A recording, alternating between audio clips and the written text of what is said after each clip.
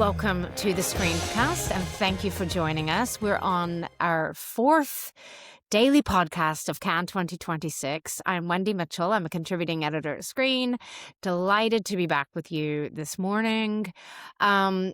Although it looks quite bare where I am, I'm actually in a sort of side room at the Screen Garden, which I can tell you is gorgeous. It's a little too windy and loud to record with the mic and the elements, but I can exclusively reveal, and I hope those of you on YouTube will appreciate, the frozen rosé machine has now been turned on at the Screen Garden, or frosé, and it is going down a treat with everybody who's visiting. I'm joined today by two very special guests. We have Tim Dams, European editor at Screen, and Orlando Parffit, who is head of digital at Screen. First of all, thank you, gentlemen, for taking some time. You're both very busy in Cannes. I don't think Orlando is allowed to sleep more than an hour, correct? Yeah. No, Yeah, never. definitely correct. Yeah. I had Yeah. to be in the office at least 16 hours. Otherwise, yeah, that's contractual. Things fall apart, yes. So any labor unionists who want to contact Orlando, please do. We're going to start with Tim, I think, because, Tim, this is a story you've been covering for months, or maybe even almost a year already. Everybody is worried about the future of Creative Europe, what has been the media program, and what will replace it. And there's been a lot of talk, a lot of lobbying efforts. And I think on the eve of Cannes, there was a big, maybe it was an open letter, a big moment. Can you tell us about that, Tim? Yeah, well, I mean, it's on the face of it, it's a pretty dry subject, the Creative Europe Media Programme. A lot of people kind of just switch off as soon as they hear it. But, here at Cannes, there are 19 films that have been funded by Creative Europe Media Programme. And the media programme is basically the EU's kind of main way of funding the film industry. And, it helps national films go beyond their borders largely. That's the main thing, to kind of circulate European films around Europe. So, we unfortunately not us Brits, but, European citizens feel this kind of sense of Europe, really. And, it's been a great champion for European films. 7 of the films in competition this year have got media funding. So, it's a big deal. It's a crucial sort of bedrock of how a lot of European films are financed. And understandably, people are nervous about if it's going to change. Yeah. And, so basically the media program runs for a 7-year kind of cycle, and it's just coming to the end of this cycle. And the EU is basically working out what to do next. And they've got a kind of a new program that they're working on creating at the moment called Agora EU. And, on the face of it, this is a great, it sounds good. It's got more money than the media program. And, when you first hear about it, you think, oh, that's fantastic. But then people have kind of dug into the small print. And the issue that a lot of people have is that there's not a kind of sum that seems to be set apart for the film industry. A lot more is going to be funded by this program, and that includes news media. That's the kind of really big focus. And supporting kind of democracy and fighting kind of misinformation is a really big part of this, new program. So kind of films being thrown into this larger program. And I think a lot in the film industry kind of worry that, the EU's priority has kind of changed really. And it's kind of like shifting its gaze to, what can we do really in this time of social media platforms spreading so much hate and misinformation? Can we support journalists to kind of write accurate, trustworthy stories and everything like that? So, yeah, the worry is that film kind of loses out, basically. Yeah, and I think, as you've said, it's not just, I think all of us, I mean, I love misinformation and I hate democracy. Just kidding. I think we all agree with these aims, but I think, and I think everybody in the film industry would agree with that.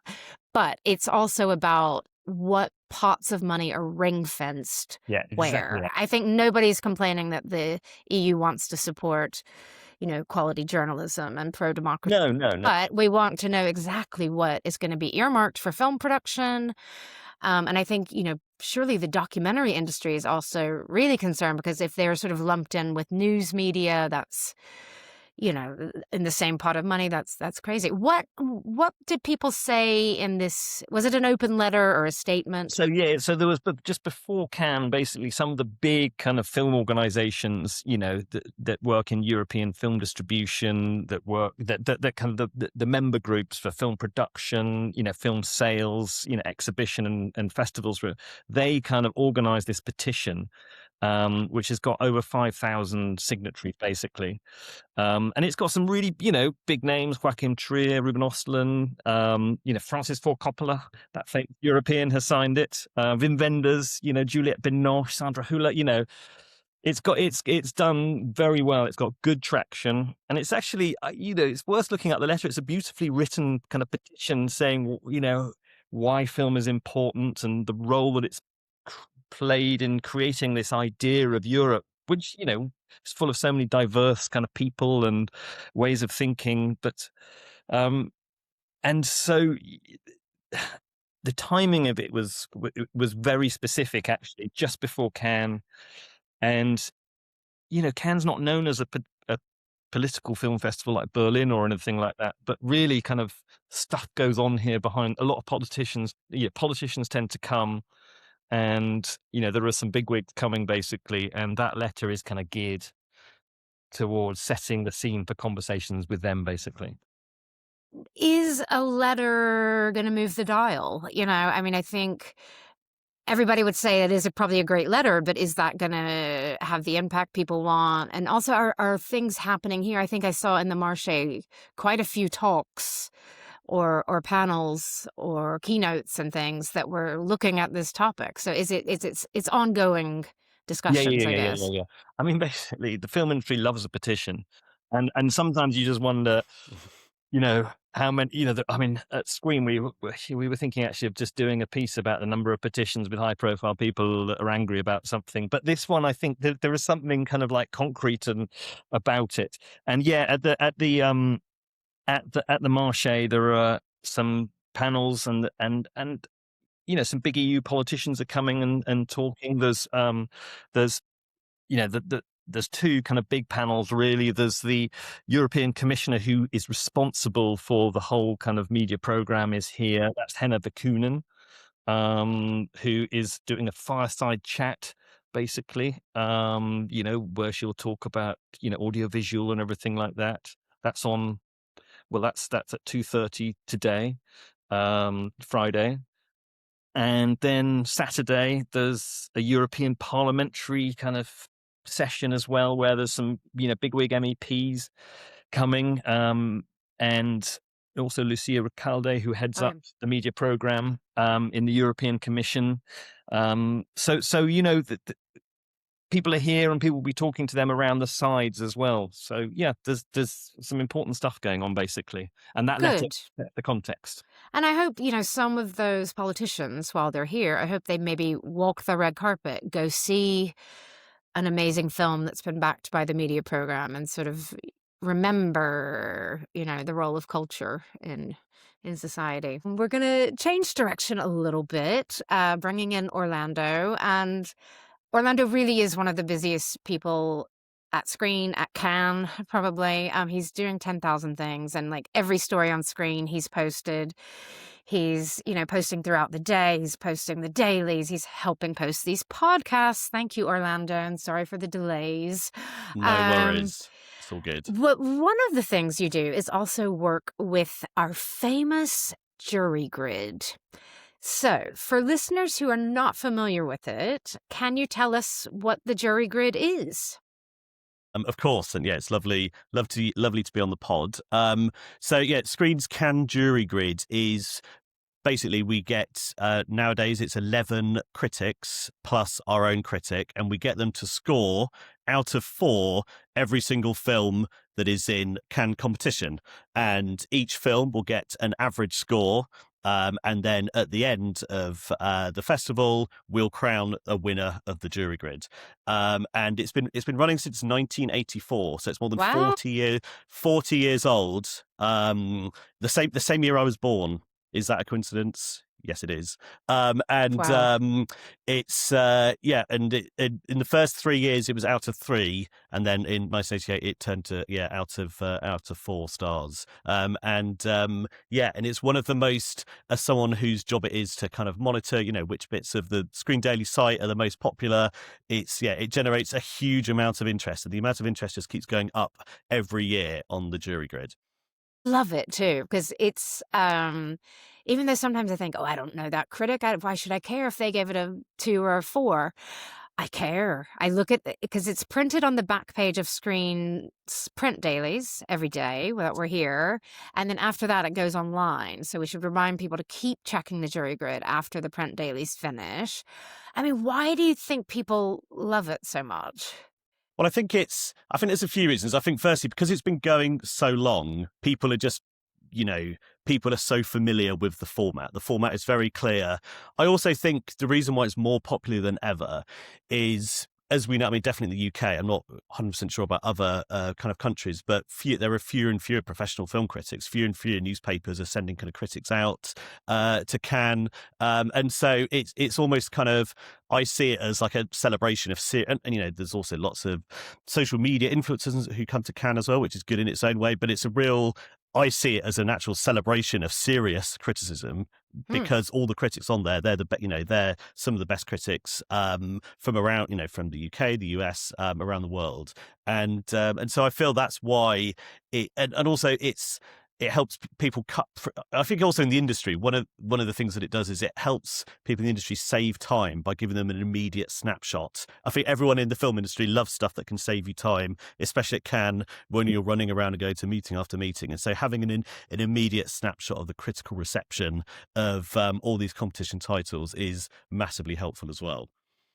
Yeah, and we should really remind people it's critics from around the globe as well. And it's very established names. And, one of my absolute favorite critics is in there this year, Justin Chang from The New Yorker. But it's really high level people. Armando, have you had direct experience of people? Because I have, when I was editor, people get upset if their film doesn't go down well in the jury grid, especially if there's a bunch of 3s and then somebody gives it an X and it brings the score right down. Do you ever field any, it might be colleagues that do this at Screen, the complaints, the outrage of how dare my film?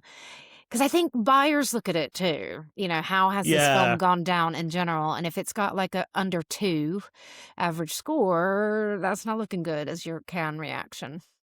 Yeah, well, I think one of the what's interesting is we did a kind of a retrospective interview with Terry Eilert, who was editor of Screen when it was founded, and he said that initially there was a lot of misgivings in the industry when we first started doing it, because we've definitely heard about if a film is doing well on the grid, for example, it can help with those sales negotiations, especially if it's a smaller film that doesn't have kind of deals yet, and then suddenly it's kind of getting good scores. I think the other kind of thing I love about the grid is that it's apparently doing a very quick calculation is that it only matches up. I mean, because the other concern about it when it first launched was that it would influence the jury. But the winners of the Palme d'Or and the winners of the grid, I think that they only match up about between 30 and 40%. And we've had some examples of Palme d'Or winners do very poorly on the grid. Like Titane was a good example. I think Titane only got very divisive film, but the jury loved it. Exactly. Yeah, and it I think it only got 1.6 on the grid. And so I feel that's another reason that's why people like it as well, is that it's a different snapshot to the sometimes quite unusual choices made by Cannes jurors. I love sort of disagreeing with the grid or disagreeing with the jury. So I think it's a great sort of blood sport that we all have here in Cannes. Tim, do you look at that grid every morning? Yeah, I love it. It's kind of like Orlando says, there's so much going on here, and it's a great snapshot for just quickly finding out stuff. But I was going to say, I've been rung up by sales company contacts like I'm sure you all have, just complaining and saying, listen, why is the film only got this, or is it unfair on that? And I just say, listen, I've just got nothing, I'm a journalist, the critics say what the critics say, and there's nothing I can do to influence it whatsoever, but we can all feel the heat sometimes from. I think that's because it matters to people. I think if it didn't matter or people weren't looking at it, then who cares what score it gets? But I also love it when you see like one critic whose scores just completely disagree with all the others. And I sometimes, people say, why is that man or woman allowed to be on there if they're just giving 1 stars? And it's like, that's criticism for you. Every opinion is different.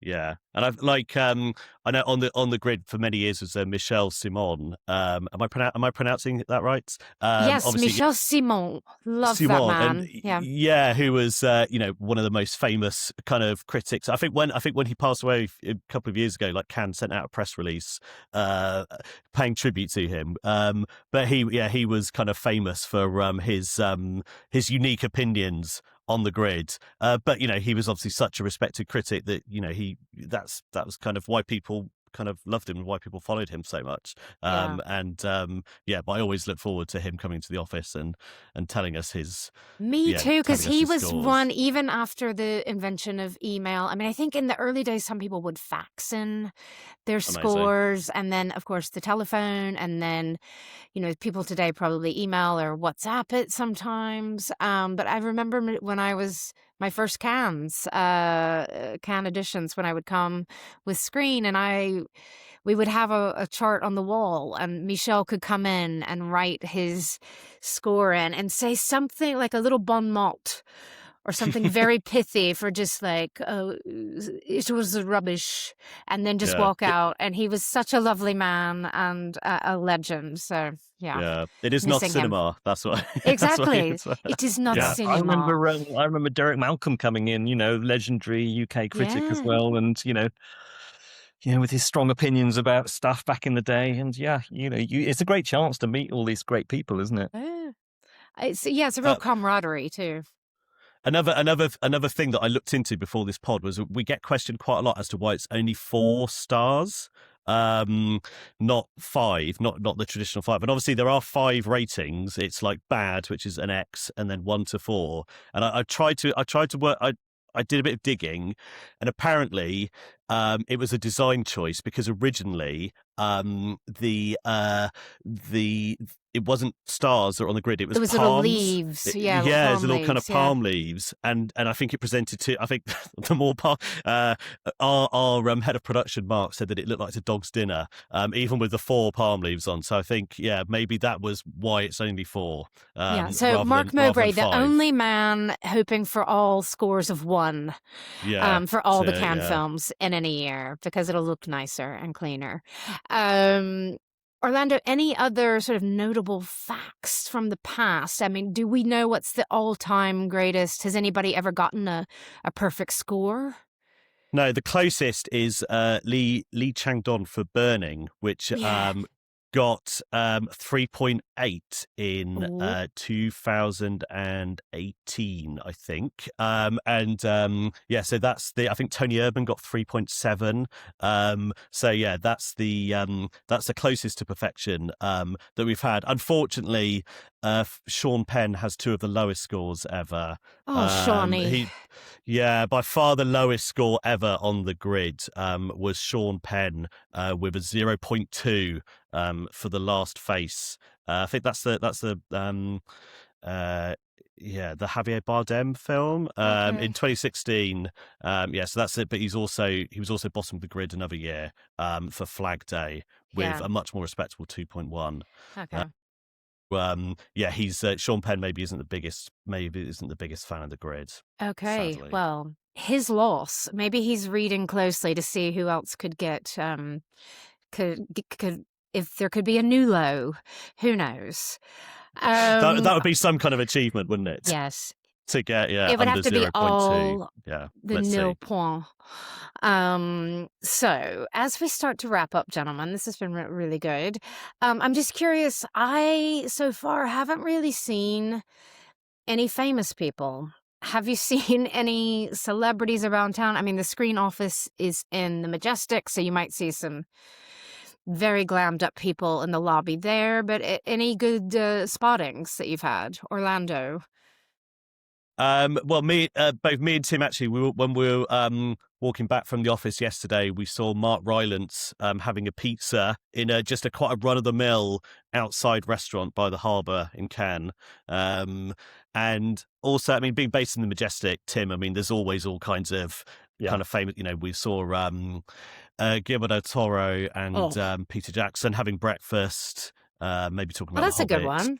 Yeah. Yeah. How about you, Tim? Who else have you Anybody seen out and else? about? You know, my spotting this year has been pretty poor so far. Actually, it's a kind of running joke at home how few people I managed to see here. You know, no, I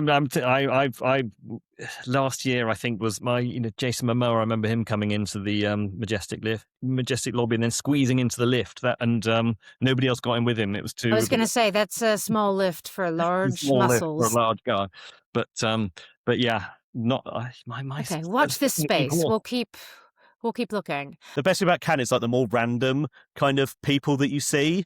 Like I remember one year, like Tyson Fury, like jogged past me on the Croisette. And so it's the people who are and also Conor McGregor. I saw Conor McGregor's yacht. And yeah, it's always the random people like that I think that's my favourite bit about Cannes, not the film stars that it attracts. And just to circle back about Mark Rylance, it was announced before Cannes, he is going to make his feature directorial debut. And my friend Tom Miller is one of the producers of that. That film is called Nice Fish, and it's being sold by Palisades Park and CAA Media Finance. And maybe that's why Mr. Rylance was maybe talking up his new film to buyers and then really needed a good slice. So... we'll keep our eyes peeled for any other stars. There's even a rumor that a Mr. Jay Statham could be here tomorrow, or no, could be here later tonight at the Screen Garden. This is just a rumor at this point, but I will say, Jay Stat, we've got the Froze machine on for you. I hope we see you. But huge fan of huge news. Yeah. So, Tim and Orlando, thank you for joining me today. I encourage everybody to keep following along that jury grid. It's so fascinating. The highs and the lows are fantastic to see on that. And Tim, I'm sure you'll be back on the pod at some point to tell us more about this Agora situation, and we'll keep tabs on it. So, thank you, gentlemen, for joining us. Thank you, thank you. Thank you. Cheers. Thanks to everybody who's been listening to these daily podcasts at Cannes.